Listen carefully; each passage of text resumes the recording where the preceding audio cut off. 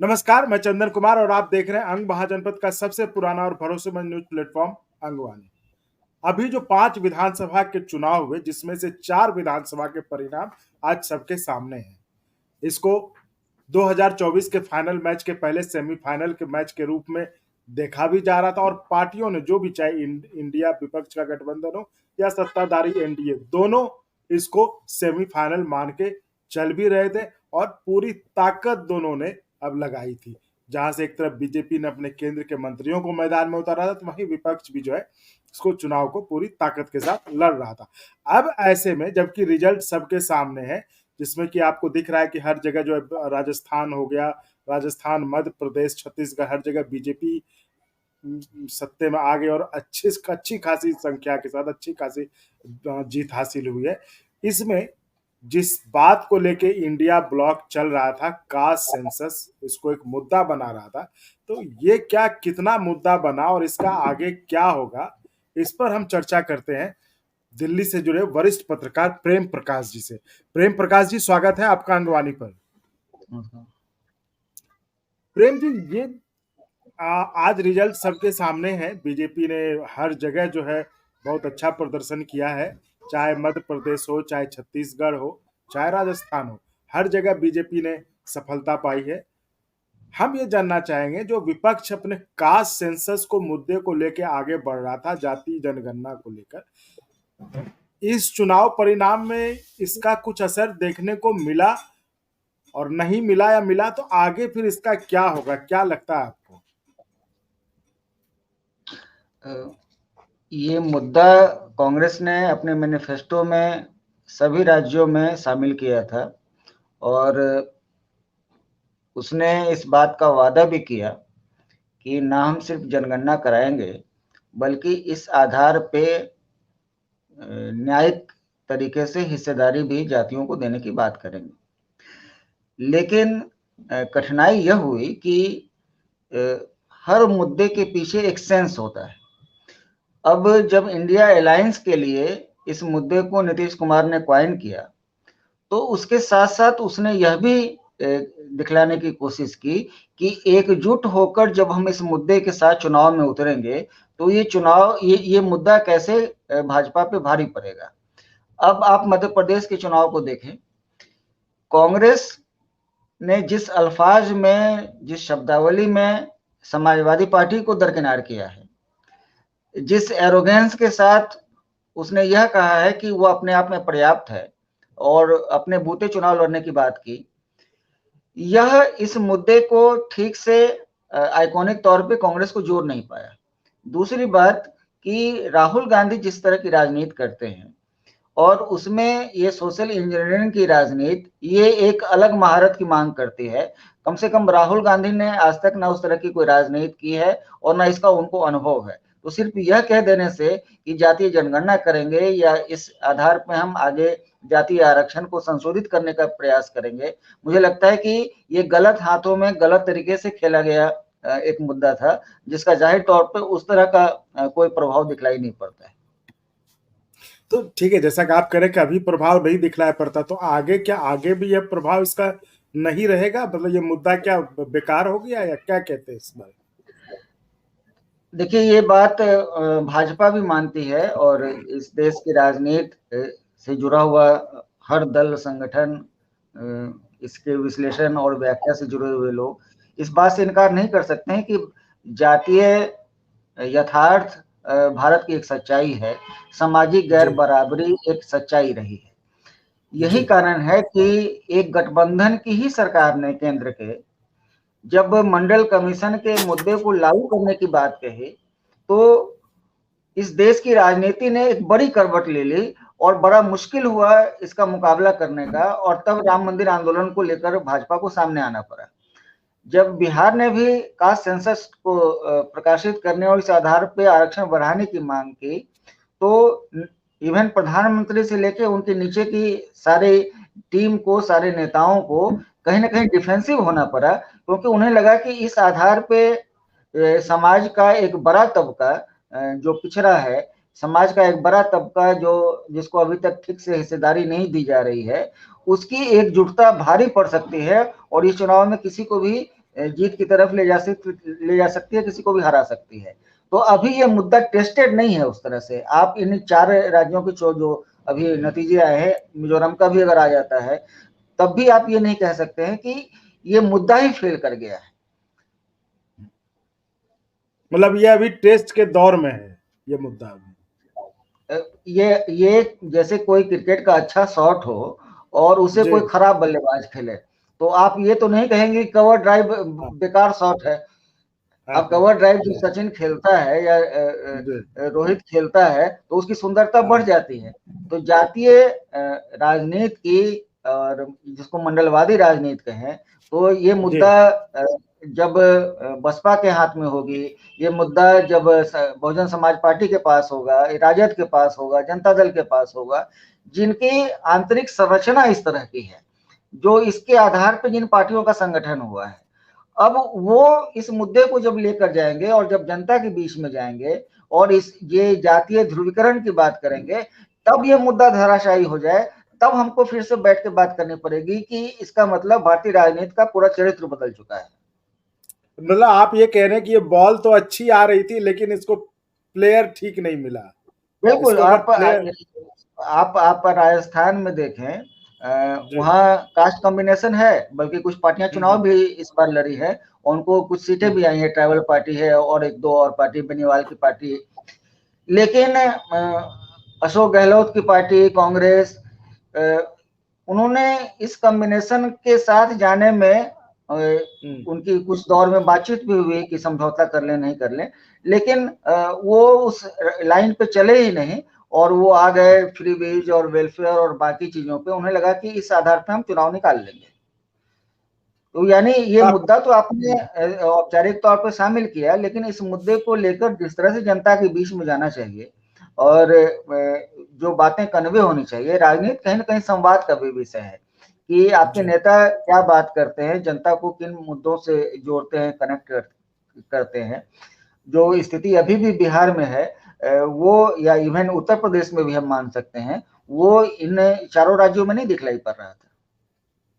तो आपको क्या लगता है ये, चूंकि ये इंडिया ब्लॉक जो है खासकर जिसमें जेडीयू जिस तरह से नीतीश कुमार लीड ले रहे थे सारी विपक्षी पार्टियों को गोलबंद करने में, एक जगह बुलाने में, और तो क्या ये जब मतलब आप जिस प्लेयर की बात कर रहे हैं, तो क्या ये 2024 में जब ये लीड प्लेयर बन के ये ठीक खेलेंगे?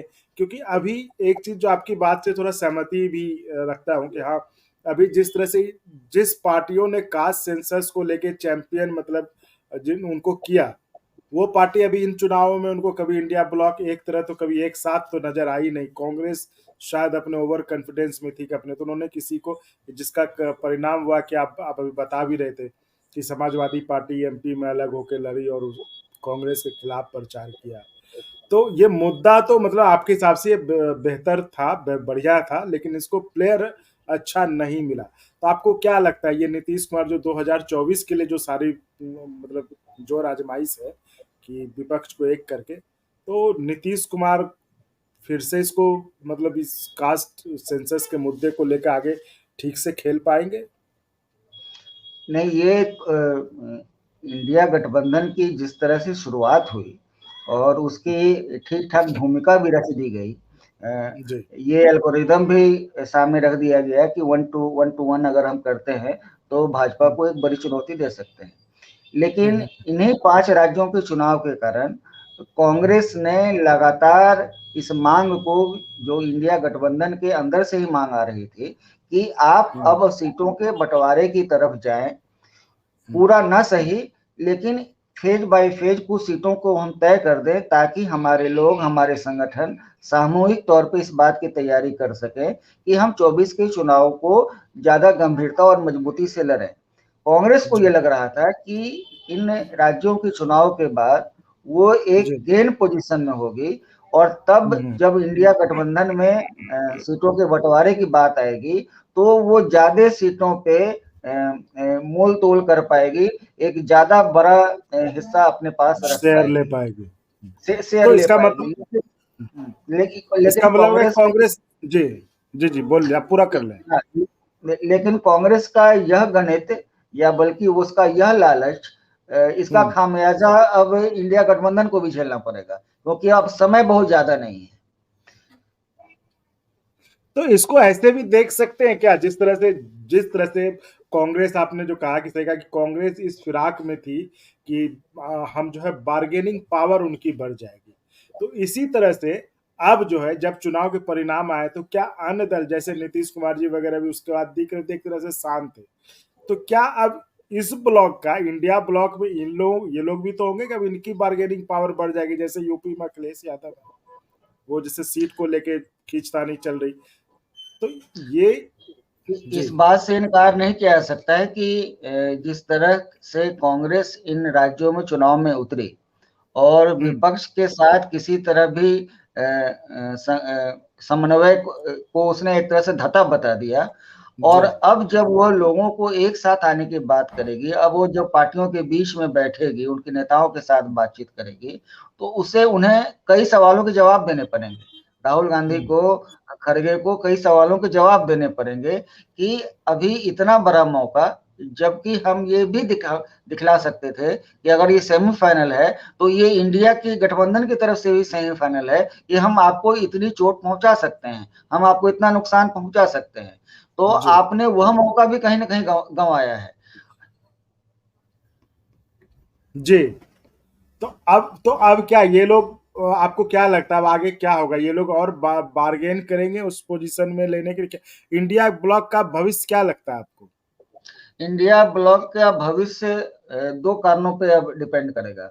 एक तो यह कि इन राज्यों के नतीजे के बाद कांग्रेस कितने रियलाइजेशन की मोड में आती है, या वो फिर से समय गंवाने का काम करती है और कुछ बातों को स्वीकार करना, कुछ बातों को नहीं मानना, इस तरह की बात होती है। दूसरा यह कि कांग्रेस को लेकर इंडिया गठबंधन के ही बाकी दलों की जो समझ है या जो उनका अनुभव है। अब बताइए, महाराष्ट्र में सीटों के फॉर्मूले की बात हो गई, बिहार में तकरीबन ये साफ है कि राजद और जदयू में बहुत ज्यादा इसको लेकर कठिनाई नहीं आने वाली है। तो एकमात्र यह बड़ी पार्टी जो कि इस गठबंधन की भी बड़ी पार्टी है, सिर्फ उसके असहयोग और अरुचि के कारण, उसके दिलचस्पी न लेने के कारण, उसके लालच के कारण, जिस लालच का खेल भी अब सामने आ गया, ये कठिनाई अब तक सामने आती रही है।